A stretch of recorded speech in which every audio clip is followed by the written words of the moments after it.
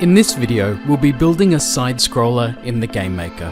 While this kind of experience isn't directly supported just yet, it shows how with a little bit of creativity you can get some really exciting results. We'll be creating a custom asset, terraforming land, setting perspective, defining the play area, creating some enemies, and establishing some quests. To start off, we're going to create a custom wall asset. To do this, jump into VoxEdit, choose Modeler, create a new asset, and save it to a location of your choosing.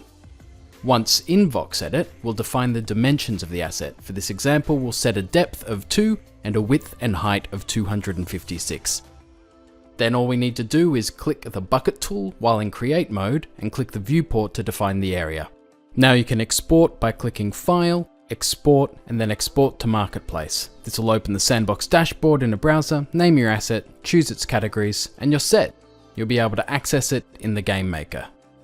Now we can open the Game Maker. Click Create New, choose your land size, we'll use a 1x1, name your experience, click Create, then zoom out, choose an edge to start building on. We're going to use this edge here. Use the library to add some blocks to the toolbar for terraforming, and then choose some assets like some buildings and some trees to bring the landscape to life.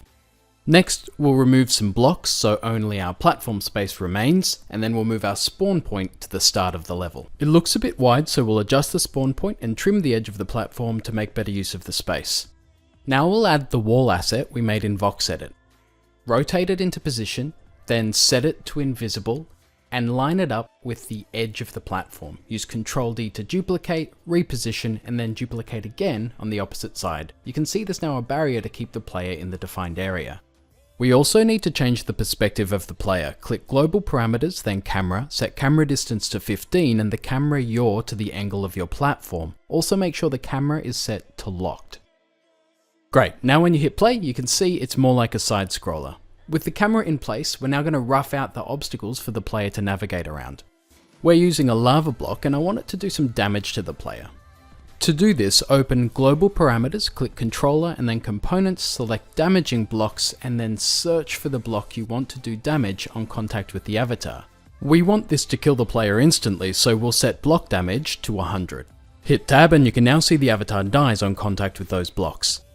Okay, now let's add some enemies that can be defeated when the avatar jumps on them. First, select an entity to use as the enemy. We'll use this beaver. Then we'll use this numpad to act as a logic container. First we'll position it above the enemy, then we'll parent it to the beaver using the hierarchy on the left of the screen. Select the numpad and drag it onto the beaver. Now the numpad will follow the beaver wherever it goes. Next, we'll set the numpad to invisible and then use the physics drop down to turn collision off. We won't need a behavior on the numpad, so we can remove that along with indicator. We'll then add the speaker component, remove the pop-up text, click Edit Logic and set Display Condition to detect entity. Define the range the entity will be detected. We'll keep this really low at 0.5 to cover a small area above our enemy's head. Then make sure that the tag to be detected is set to avatar. Now we'll set the message sent by the component when the avatar is detected. We'll use Kill Beaver 1. Then we'll set the health component on the beaver to receive that message. Set death event to destroy and change the instant death message to the one sent by the speaker component. In this case, Kill Beaver 1. The presence of the avatar should now trigger the message to destroy the beaver. To make the enemy hostile, we simply click the beaver, open behaviors, select melee enemy, click Edit Logic, then adjust the chase zone to suit your needs. And you're done. Now let's continue adding some blocks and assets to build out our experience. You can see here I'm adding in a landscape behind the main area to give depth, creating the environment. I'm then adding in assets such as trees and buildings for aesthetics, and then some extra pieces for gameplay, such as ladders, artifacts, a door, a couple more enemies, and of course, some more trees. We'll then continue adding walls, duplicating and positioning them along the edges of the playable area until all the gaps a player could fall through are covered. With the environment done, it's time to add some quests. We'll have one main quest to finish the game, and then a second collector quest the player will need to complete to open a door. To set our quest, navigate to the Rules tab at the top of the screen. Then in the Quest section, add the name of your quest, followed by a description of the quest. For our main objective, we'll set Unlock Quest to auto-unlock, and then Launch Quest to auto-launch. Set the quest type to wait for message. We'll make it so that the quest ends when the message lava land escaped is received. Now when that message is received, we need the quest to complete. We'll set it to auto completion, and then when it's completed, the game will end.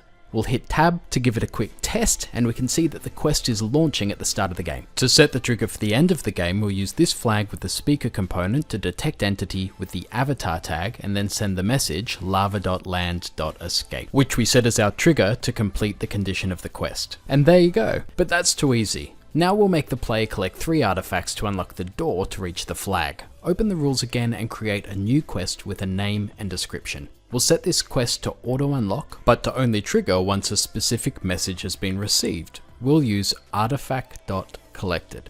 Then make the quest type counter and set counter type to collected objects with the tag lava.artifact.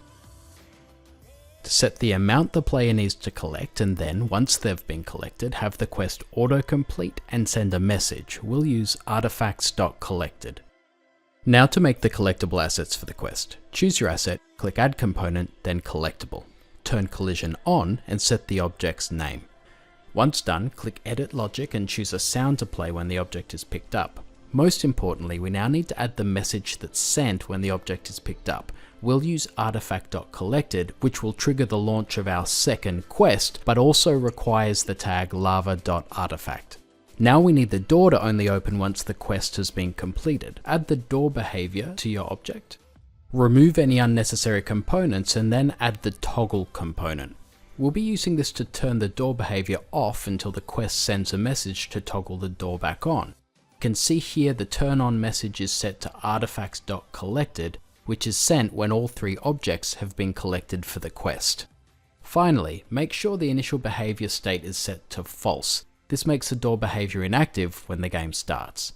Collecting an item with the lava.artifact tag will now send a message triggering the quest and adding to the collection total. Collecting the final object completes the quest and sends the message toggling the door behavior. Now the player can interact with it, pass through, reach the flag, and finish the game.